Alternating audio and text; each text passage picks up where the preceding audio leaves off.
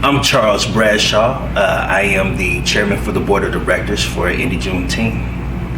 And I'm James Webb. I'm the co-founder and executive director of Indy Juneteenth, and I'm also the Indiana State Director of the National Juneteenth Observance Foundation.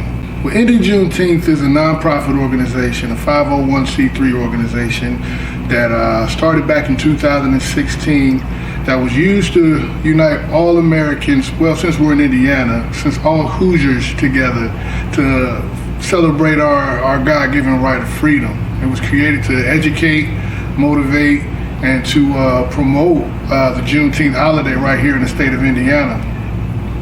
So we created this organization as sort of a Trojan horse to bring in Juneteenth to the state of Indiana, yes, but sir. we also provide community service. We also have plenty clothing drives and food drives and youth mentoring, and we do so many other things throughout the city throughout the year. We're not a one-trick pony. We use Juneteenth as a way to serve our community. So Indy Juneteenth, we put on the festival, we put on the pageant, but we also serve our community. Talk to us about how long you have been doing this work. So, as he stated, 2016 was a start. So it's like you're doing the math and you're like 5th annual. Right. It's not adding up. It's right. But, Right. The math ain't COVID math. got in the way. COVID got in the way, but also we were teaching people about what Juneteenth was, and we were trying to have like this end of Black History Month party or something, man, because we were like, look, if you're gonna celebrate St. Patrick's Day in February, you're gonna celebrate yourself too, man. We're gonna party for Black History Month. So in 2015, we tried to have this little party, and about 40 people came in a place that probably could have fit 1,000. So yeah, when I say this is a grassroots movement, it really has been. But since 2016, we have been on the front line fighting for the recognition and the government approval of the Juneteenth holiday. And Indiana was very well represented by my wife and I. Man, we've definitely progressed every year. Yes, we have. Yes, we have. And so, I mean, we started off, again, small, Right. and then every year it's kind of a snowball effect, right? So we've been at a couple of the Indy Park locations, and now we're downtown, right? And even the parade itself is downtown, leading to the final destination. So, and we're starting that in the morning to get to the festival, which starts at noon, right? And we're noon to 6. Noon to 6, yeah. There we go. So much to say about the festival. So a lot going on. Can I say my favorite part? Break it down. I'm gonna just say my favorite part about the festival. What I'm looking forward to this year, which I look forward to pretty much every year, it is going to be the food portion. It is such a major part of our culture, and so we have so many food vendors showing up, and so I'm looking forward to that. I'm hoping to stumble across some red velvet cake. I'm hoping somebody definitely pulls up with that. That is truly a staple to the holiday. Right. To the celebration. Speaking of barbecue, there's a national competition that's on the low that you're just hearing about for the first time. So everyone that's doing barbecue at the Juneteenth Festival will get a chance to represent the state of Indiana at the National Juneteenth Observance Foundation Convention and put Indiana on the map for barbecue. Come on, because we got some good turkey tips up in the Hoosier State. You know what I'm talking about? But so yeah, the food is going to be cracking. But what I'm looking forward to this year is we had a lot of hurdles the last few years, but we were able to jump those hurdles this year, and we're having a parade. One of the biggest traditions in Juneteenth celebrations that's over 100 years is obviously having a parade full of not only Black businesses and organizations, but as a way to bring the community all together. So we'll be having a parade this year, and already there's over 50 participants, and it's going to be downtown Indianapolis, and we cannot wait for that. Yes. And the parade will lead right into the festival. And we'll have a wellness village with over 7 Black-owned gyms and coaches that are coming to each putting on a show. There's going to be cycling and hip-hop aerobics and trap yoga and all different sorts of things going on. They're going to teach you how to make your own sea moss. Come on. That's a key word that's going on nowadays. Sea moss? I don't know nothing about sea moss. But I'm going to learn how to make it. I've had it before, yeah. You know what I mean? Sir. So there's going to be a kid zone with 50-foot obstacle courses and trampolines and all types of stuff for the babies to do. Funnel cakes and red velvet cake and so many things. Artists. We got over 200 vendors that's going to be there. We've got Elena Renee and the Experience going to be shutting down the show, and an amazing dope hip hop group, the Native Son.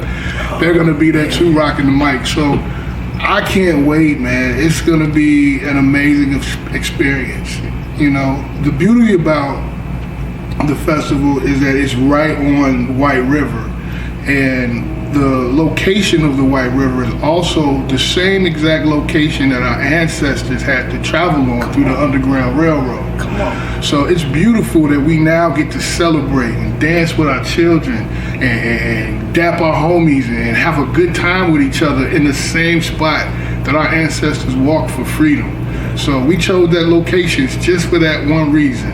So I'm looking forward to everybody coming out and having a good time. That's like what he said.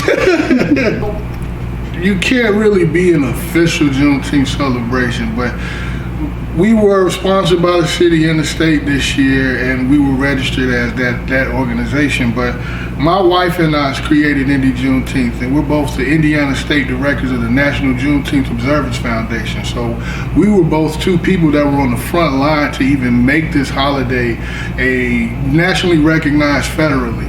So my wife and I and the entire NJOF, all throughout the country, we all work together and we all put in the work to do that. So once that recognition came from the state, from the mayor, from the governor, from those people, we were kind of like given the chance to be that, given that title, the official Juneteenth celebration of the state of Indiana. You know, I like our vendors and our supporters, they're coming from all over the state. So we've got food trucks from Northwest Indiana, we've got nonprofit organizations from Fort Wayne that are coming in, we've got guests from Evansville that are coming up to support. So we're reaching out to everyone. This is something that the entire Hoosier Nation needs to get behind. Definitely. With like Juneteenth, Rhode Island, Philadelphia Juneteenth, Detroit has the Detroit Jubilee that they do. In fact, the guy that does their flyers helped me with this flyer. Galveston is the motherland of Juneteenth. Yeah, where it started. Right, and they're having their big festival on the 18th. And so what the NJOF is, the National Juneteenth Observance Foundation, is they provide like an entire this is how you do it. This is how you celebrate Juneteenth. So all of the organizations all throughout the country, we're following that blueprint. And we're sticking to it, and we're adding our own little bit. You know, everybody got their mama's gumbo, but somebody add a little bit of this, a little bit of that to it. You know what I mean? I put a little of this on that fried chicken, but we gonna put a little, slap your mama on it right here. You know what I mean? So yeah, so we all take little things from each other. Like we add, like for example, we had a Culture Cooking is a segment that we do the Wednesday of Juneteenth week.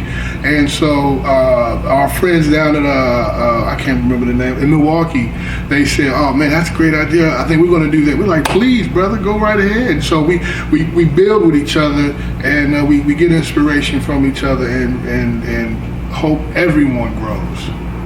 What he said. Mm-hmm.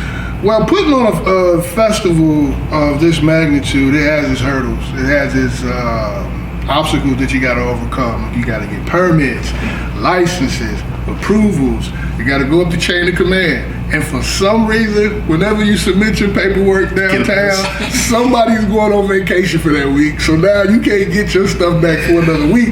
And the due date is always that Friday. But it's been rewarding though. You know, I believe the term is, and I'm losing my train of thought, but it's a humbling learning experience. It's this year was more challenging than others because now everyone's watching. Because before it was like, hey, let's just rent a park. Yeah. We're gonna put the word out there, see who comes. But now you got political figures calling you, and you got people from over here watching and people from over there watching. How are you making this inclusive for everyone? You know, because diversity, equity, and inclusion is real big these days. So now it's like, well, yes, this is gonna be blackity black, but you're more than welcome to come join us. Yeah, you know what I mean? And it's kind of like being part of the vanguard, right? It's protecting the blackness. Yes, you're welcome to sit at the table, but this is our celebration. This is a celebration of life, of culture. Right. But it is vanguarding for the culture as well, right? Yeah, you're welcome to come and celebrate. You know, Right. come and experiencing this blackness, this boldness, this beautifulness. You know, Most definitely. experiencing. I'm circling back to the food portion of the culture, but we also have the music, we have the Right. visual arts, we have the entrepreneurs there. That's one of my other favorite parts is, you know, being able to see all of these different businesses supported, right? From, you know, whoever got the best shea butter out there, mixed Right. in, that Right. has something nice for the beard, Right. or, you know, services that are provided, clothing, things of that nature. So it's just so many different facets of it, and keeping control of that. It becomes project management, a larger project management situation every time we scale up. So, but I kind of feel like the whole team is built for it, right? Most definitely. Yeah. I wish my wife was here so she could really talk about the Miss Indy Juneteenth Scholarship Pageant. It is an amazing experience as a man to watch a therapeutic journey of black women bond and grow together, and the relationships they build. And the Miss Indy Juneteenth Scholarship Pageant is really titled Crown Her Miss Indy Juneteenth. And HER is an acronym that it means healing, empowering, and respect. So there's a healing component where these ladies go through a mental health thing, there's a spa treatment, there's an empowerment moment where they're allowed to express themselves with their talent and creatively and in so many other ways. And then we put them on, not on display, but they have their performance where they are respected for who they are and whatever skin they're in. And it is just amazing to watch. When you, as a black man, when you sit back and I don't want to say shut up, but when you really just are quiet, Listen, and you let observe. women cook, let them work, and then you observe, it's an out-of-body experience, and it's so beautiful to learn in that way from them. And like last year, there's a thing called the creative scene, and our contestant was 50 years old.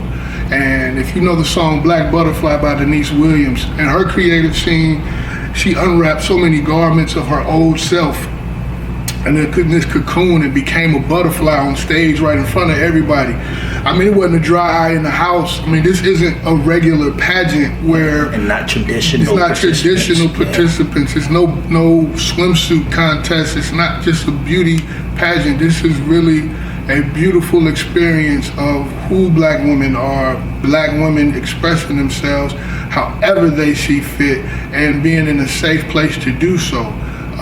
This year, it's taking place at the Marion University Theater. We have 5 amazing contestants that are putting on an amazing show. Abstract Souls is going to be performing a dance academy. T. Marley will be performing a spoken word piece. DJ Light Blue will be on the ones and twos. Actress Indianapolis' own Rashida Randall is going to be hosting for the second year in a row. Miss Indiana is going to be in the building. Braxton Heiser as a guest celebrity judge. And it's just, I'm trying to let you know, man, this is a beautiful experience that really needs to catch on in the city. It's for, they chose the ages 21 and older, and there's no cutoff age because they really felt that once women get older, they're no longer celebrated. And my wife and her team wanted to provide something that celebrates black women in all ages, in all shapes, in all hair textures, in all colors, all hues, all experiences. I mean, it's when you hear the stories, man, it's just, I'm just speechless. It's an amazing experience. So tickets are on sale now. It's May 29th. You can get tickets on Eventbrite. Regular general admission is $25, and the VIP section is $40. So the mind state that we want people to be in when experiencing the festival, I don't even want people to be in one mind state. I know that some people are going to want to step out in their most fashionable, go out looking great at an event, but also considering that, you know, we have events and programs and activities that are catering towards physical, you know, health and wellness, as well as mental, and doing the yoga aspect, physical aspect. Come comfortable, come ready to walk, because we have so much space. Come ready to buy art for that empty spot on the wall. Come ready to just kind of bask in the greatness of our culture, right? The experience, just even walking through and seeing a friend that you haven't seen since last year, or you know, seeing the shirt, and like, man, I gotta add that to the collection. Right. It's so overwhelming. Or that smell of that smoked lamb, you know, off in the distance, right? You know, it's shout out to Hot Lamb. Free promo. No, I can't even say that I necessarily want people to be in one mind state. Just come prepared to experience greatness and celebrate excellence. I would say, just come feeling like it's yours. This is your event. This is for you. This is for the people. This is for our culture. This is your event. And come as you please. Come as you are, as they say. Feel like you in your backyard having a good time. Don't be afraid to let your hair down. This is ours. Let's make it ours, and let's all help it grow. This is celebrating the emancipation of chattel slavery. I want you to remember that they used to hang us from trees. Like, they used to separate our families. You know what I mean? Like, they brought us over here in the belly of ships. I want you to remember that we're celebrating the ending of that. Our ancestors were so strong that they conquered that. They overcame that. I couldn't do that. You know what I'm saying? And we're celebrating them because they couldn't. You know what I mean? Let's do it for them. Let's do it for Big Mama. Come out, celebrate with your loved ones that you lost. Like, come feeling good, because you know what? We can. Celebrating life. Yes, sir. Perseverance. Gotta kind of take it back and just say FUBU. Like, that's the hashtag. Yes, sir. Cool. So, on June 15th, we have Culture Cooking with Chef Cooley. It's going to be taking place at Indy Kitchen. It's going to be virtual. You can find it on Facebook, IG, and on our website to view it. He's going to be preparing Juneteenth meal, showing you how to cook it, coming up with the menu as we speak. On the 6th. Hold on. You mean there's a Juneteenth meal? There are traditional foods that are used to celebrate? Yes, there are traditional foods that we use to celebrate. Can we drop some foods that would be traditional? Okay. Well, red velvet cake. Hold on one moment. Why is red velvet cake important? Okay, well, a long time ago, in slavery, our ancestors couldn't do things like gather together. They couldn't have sweets either. They couldn't have sugar. So they would use different herbs and spices. That's why Grandma could cook so good, because they had to use whatever they had to make the meal taste good. We always been mixing in the kitchen. You know what I mean? Flicking the wrist. So they would use things to make cakes for the kids. And so one thing they used was the hibiscus flower. And they used the hibiscus flower to make the cake sweeter. And they would put they would put the red cake outside on the porch to let people know that we had, not really a porch, but they would put it outside and everybody else would know that family's celebrating something. And that's how we communicated to one another. So we're celebrating Juneteenth. Traditionally, you have red velvet cake, and you use the hibiscus flower to do that. So since you got the hibiscus out there, you might as well make some hibiscus tea, hibiscus drink, lemonade. You know, put a little something in there if you like. Put a little something in there. That's the history behind the red drink. Right, that's the history behind the red drink. Okay. Right, and later on, strawberry pop, stuff like that. or you all say soda down here. So, whatever fits your bill when it comes to the pop soda argument. But red traditional drinks, also smoked links, beef links, those are traditional. Barbecue is always traditional in Black celebration. So a lot of that's going to be out there for everyone to partake in and have a good time. And Chef Cooley will be preparing something amazing, and you'll be able to see it, prepare it yourself, maybe try it with us, maybe do it on Juneteenth if you can't make it down, and prepare your own little special Juneteenth meal. On the 16th, we have a private event. It's invite only. It's going to be good, but we're going to go virtual with it because we got to do our BET segment, Black Entertainment Trivia. That's what we've been doing ever since the pandemic started. It's a big hit, so come on, join us for that online. And then on the 18th is the parade, starting at 10 a.m. It's going to be on Indiana and Blackford downtown. We're going to take it all the way to Wabash, and then you're going to take Wabash all the way to University Boulevard.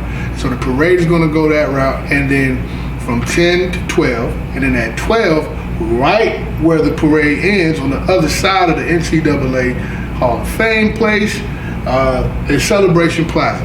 And from 12 to 6, that's where the festival is going to take place. And so on one side of the festival, there's going to be a wellness village. It's going to be doing all sorts of things from 12 to 4. During that time, also on the main stage, on the complete other side of the field, there's going to be an amphitheater area where dance academies are going to be performing from 12 to 4, all different type of groups. We got a young rapper out of Ohio is going to be there. So much stuff is going to be happening on that stage. And then from 4 to 5, Native Son is going to perform, and they're going to bang out. They just dropped a great album that just came out. And then Elena Renee is going to shut the show down from 5 to 6. If you have not seen Elena Renee perform yet, trust me, man, you're in for a treat when you come down for this celebration. And then that ends our stuff on the 18th. Then we're going to get some sleep. And then on the 19th, the name of our organization is Indy Juneteenth. So of course, we're doing something on the actual day. At Midwest Sports Complex from 6 until about 9:30, we're going to be having a step show, maybe some cheerleaders performing, maybe some dance groups performing, and a few vendors out there and food trucks. But we're going to shut everything down at sundown with a huge Indy Juneteenth fireworks show. Everybody love to come see the fireworks show. You know what I mean? So there's going to be a patio and a bar area over there for the grown-ups to go do something. It's going to be bouncy houses and stuff like that for the kids to do something. There's going to be chairs and everything. There's a stage for everyone to come kick it and have a good time and watch the performances until it's time to blow the sky up. Yeah. So come on out and join us, man. We got a lot of days full of events for everybody. Remember, this is your event. This is for you. And pull up with your Juneteenth flags, too. There you go. We got Juneteenth flags for sale, $15. There we go. Big the joint. website.